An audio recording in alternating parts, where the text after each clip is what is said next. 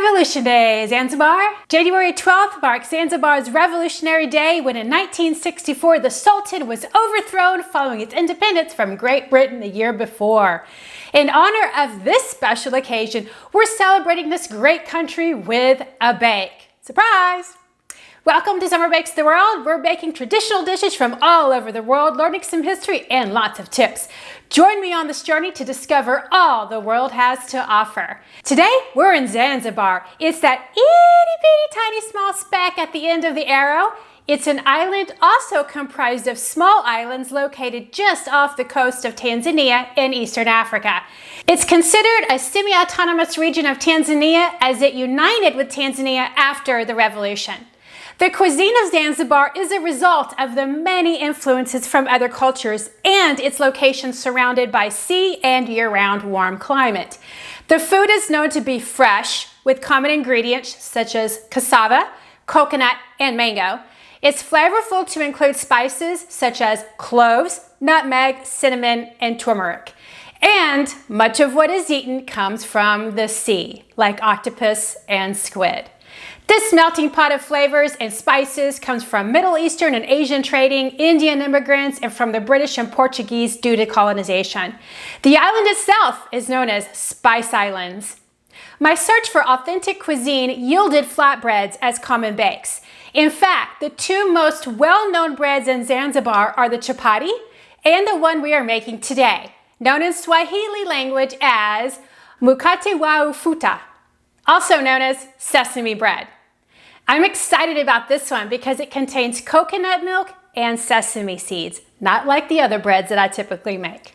The Mkate wa Ufuta is a yeasted flatbread containing the basic bread ingredients of all-purpose flour, yeast, and salt. The additional ingredients are coconut milk, egg, oil for frying, and sesame seeds for the topping. Twende sasa!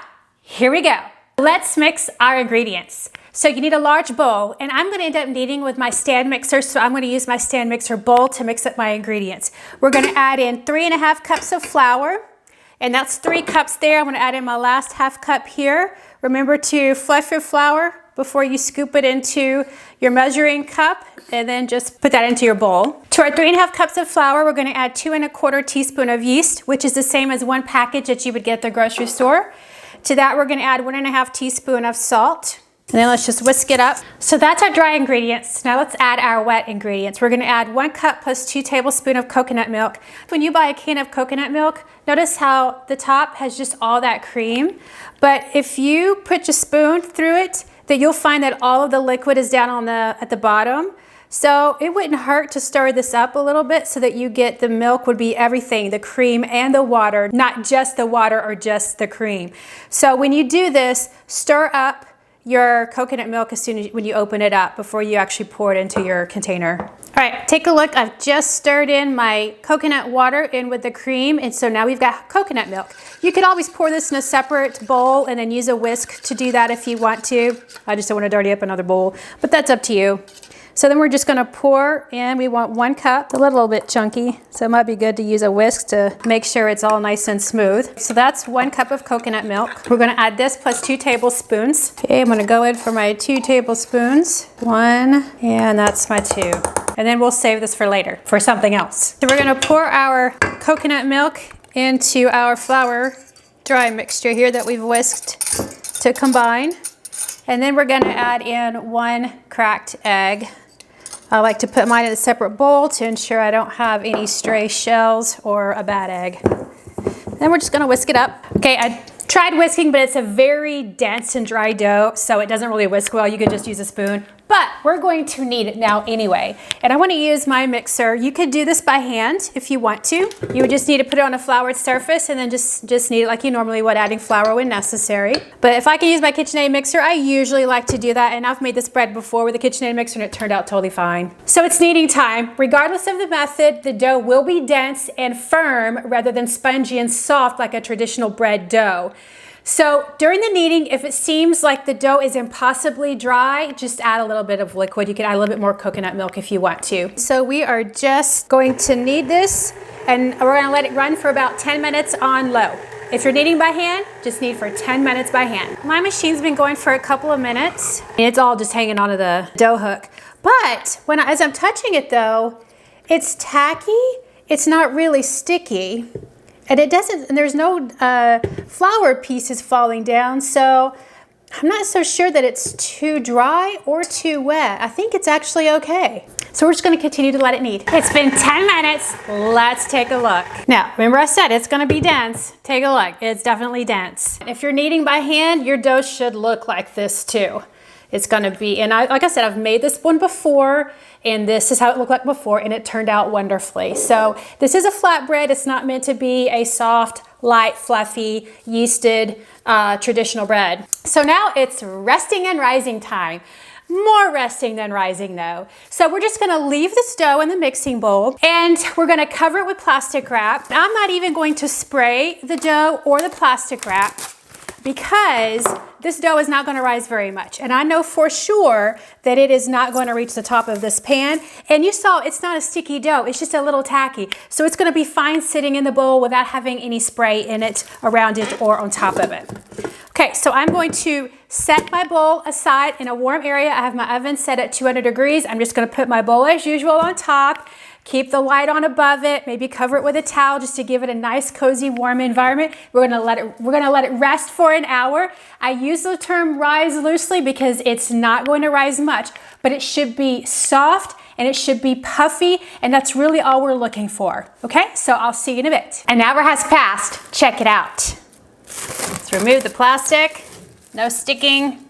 So it has not doubled in size, but it has softened and gotten puffier. It's time to divide and conquer. Well, more like divide shape. So the final goal of dividing is to get this ball into 6 relatively equal shapes. So I'm just going to put it out on my surface here. I don't suspect I'm gonna need a lot of flour. It is nice and soft and it's not sticky, but you can always put flour on your surface if you need to. So here's how I found the easiest way to get this into 6 pretty equal sized balls. So you're gonna shape it into just a simple log. We're gonna cut it in half, about as symmetrical as I can eyeball it here. All right, and then just shape these just a little bit into another log individually, and then we're just gonna cut these in thirds, and boom, bam, done. We will have 6 relatively equal size balls of dough. Okay, so I have 2 logs. Now let's do thirds. About there, about there. 1, 2, 3, okay? And then for this one, same thing. 1, 2, 3. All right, the ends might be a little smaller. So now we have 6. So now it's shaping time. So let's move all but one out of the way. And it's already sort of in a circle anyway. So we're gonna roll this out and shape it into the size of a tortilla. So you can start out with your fingers if you want. You can add flour if you need, and then you can use a rolling pin to finish it off. And it's easy to roll, it's not sticky. Okay, so this is what you do with one of the 6, and you're gonna do this to all of 6, but this is the first one. So when you get it into a nice, thin, round shape, we're going to take some neutral oil. I'm using avocado oil just because it can withstand high heat. You're gonna brush the oil on the top side fairly generously. On top of the oil, we're gonna add some sesame seeds. You can use toasted or untoasted. I wasn't able to find toasted and I didn't toast these, so we're just doing untoasted. Okay, just sprinkle a good amount on top. Then we're gonna sprinkle on, I'm using coarse salt, but I found the last time that I made these that salt really does add flavor to this. And then just take your fingers and pat the salt and the sesame seeds into the dough. We're gonna do this for the other 5. Our sesame flatbread is now ready for the heat. So we're gonna heat a large skillet over a medium heat, and I have a 12-inch skillet. So we're gonna turn it on high heat just to get it to heat up, and then we'll turn the heat down. Our pan is hot enough, and we know because it sizzles when I splatter a little bit of water on it. We take our first flatbread. We're gonna put it sesame salt side down. Notice I didn't put any oil in the pan because the oil is on the bread. I'm gonna turn the heat down a little bit because I don't want it to cook too quickly on the outside and not the inside. So we're gonna continue to watch it until it bubbles up on this side and it's nice and golden brown on the other side, about a minute or 2. Notice the bubbles that are forming on the top. It's been cooking for a couple of minutes and it's starting to turn brown on the underside. See that? And it's not too dark. And I have my temperature set at a little bit above medium heat. So before we flip it over, we're going to do another brushing of oil. This is neutral oil on the top side here. And we're going to do the same as we did with the other side. Sprinkle on some sesame seeds and then some salt. I think that looks pretty good. Let's flip it. So it should take less on the other side to cook. Flatbread is pretty much done. So since we have to make 6 of these, I want to make sure that they stay warm. I have an oven-proof plate here. I'm covering it with foil. I'm going to place my sesame flatbread on this plate, cover it with foil, and stick it in the oven that's set at 200 degrees, which was what I had it set out when the bread was rising. So I'm just going to leave it at 200 and just put it in the oven and cover it, and then it'll stay warm while the others are cooking. So let's look at the underside of this now. Oh, that looks beautiful, doesn't it? All right, let's take it off. Put it on our foil-lined plate.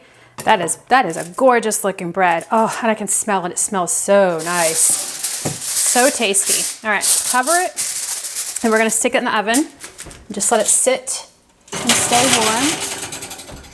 Okay, now, we don't want our seeds that are left in here to burn, so we're gonna wipe them out with a paper towel over the sink and then continue cooking the rest of these. This is the last flatbread coming out of the pan. I want you to look just how beautiful it is. Nice and golden brown on top and on bottom. But then also, I've been keeping the stack in the oven at 200 degrees and they're all nice and warm. But look how beautiful these are. You can see the sesame seeds. They look a lot like naan. Maybe a little bit denser, but actually they look and feel a lot like naan. This is one of my favorite flatbreads ever. Let's take it over to the counter and give it a taste. Our yeasty flatbread is cooked and look at it. It's nice and pliable too. Let's cut into one and see what we have on the inside. Looks like your traditional flatbread, but notice it just tears apart. It's nice and a soft flatbread. Let's give it a taste.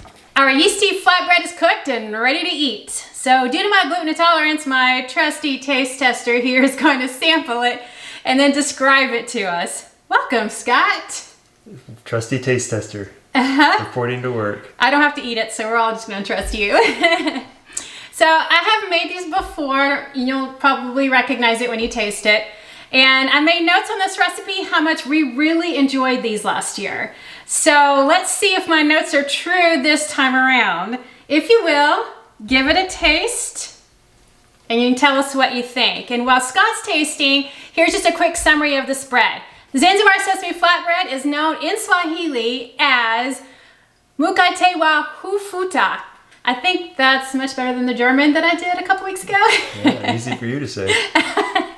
Well, it's traditional to the African island of Zanzibar, this bread, and it's in Eastern Africa near Tanzania. This flatbread is unique in that it contains yeast, coconut milk, and sesame seeds, which are ingredients common to an island country with many cultural influences.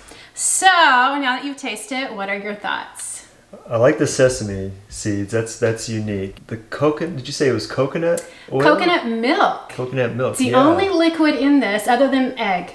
Yeah, that's an interesting taste. It's definitely a different type of flatbread. It's very good though. I like it.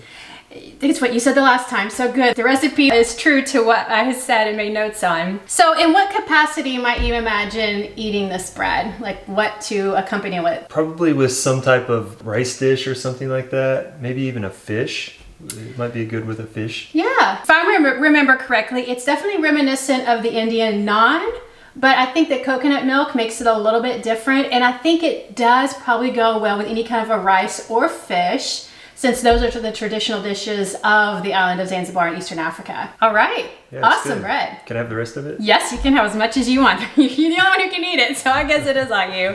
So, thanks, Scott. Well, the Mkate wa Ufuta is flat like a Mexican tortilla, yet slightly thicker than naan. However, it really isn't either one of these. This Zanzibar flatbread is a little dense, chewy, and somewhat crispy from the fry. It scoops like a utensil and soaks up liquids from soups and curries. The sesame seeds add nuttiness, the coconut milk can add richness, while the yeast adds a little sponginess. You agree with all that? Yeah. Okay, that's my memory.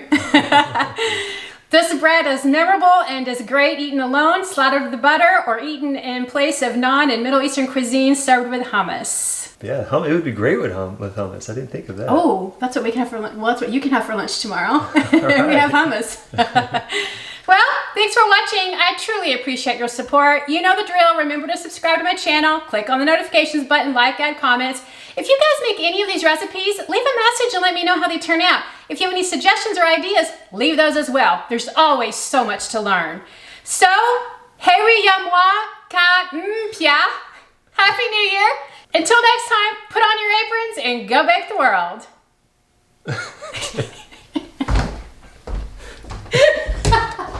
What does that mean that you say Happy New Year?